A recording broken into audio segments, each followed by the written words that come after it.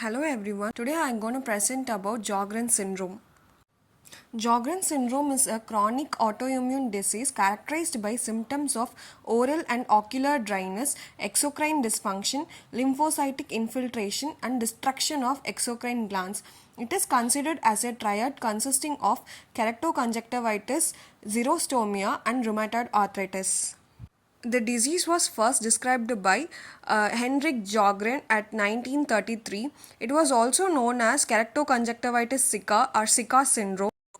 The disease affects millions worldwide with higher occurrence in middle-aged women, typically diagnosed during the fourth or fifth decade of life. Etiopathogenesis. Hereditary influences. Hereditary influence involves the transmission of traits from parents to offspring, increasing the disease susceptibility. And various gene markers are also have shown increased risk of developing certain conditions.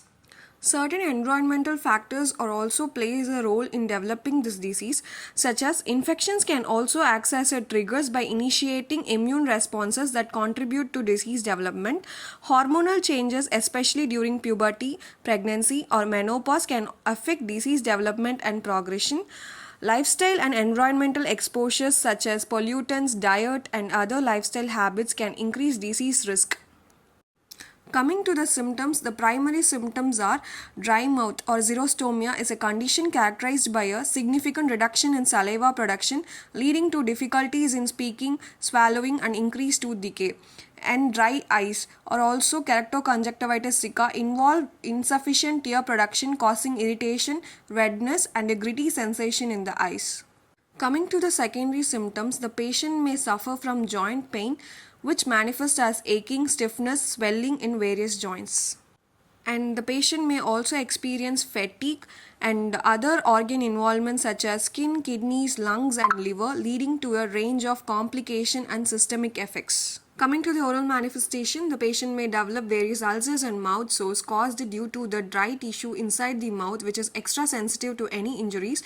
The patient may also develop dental caries which due to the decreased saliva neutralizing the oral cavity, making caries much more likely. The patient also develops bad breath due to the overgrowth of bacteria. As the saliva contains antibacterial component, decreased saliva may cause various periodontal diseases. The patient also complains of difficulty in speaking, swallowing and increased risk of candidal infection and also complains of burning sensation. Investigations, blood test, anti-SSA and anti-SSB antibodies are found in 60 to 70% of Sjogren syndrome. Rheumatoid factor RF present in about 75% of cases, even in those without rheumatoid arthritis.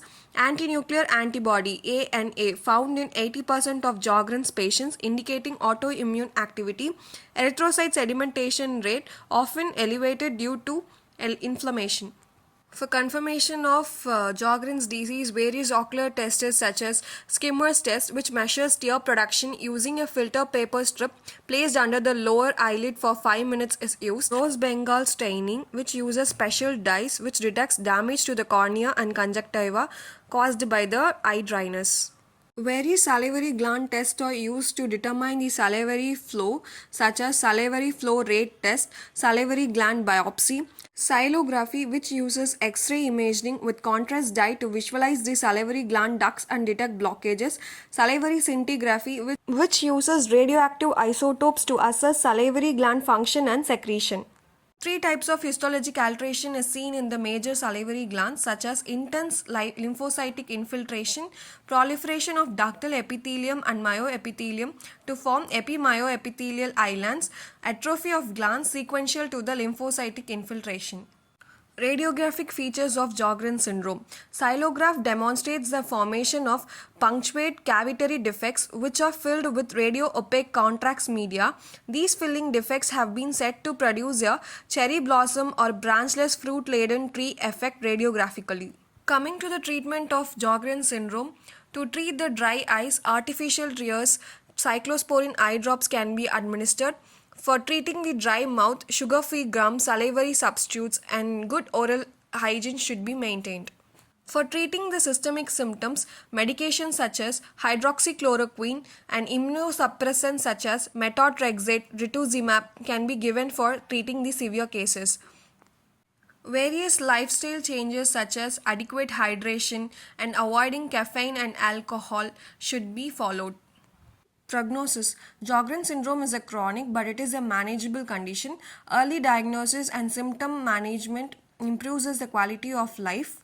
As the patient have increased risk of developing lymphoma, regular monitoring is done to avoid further complications. Thank you.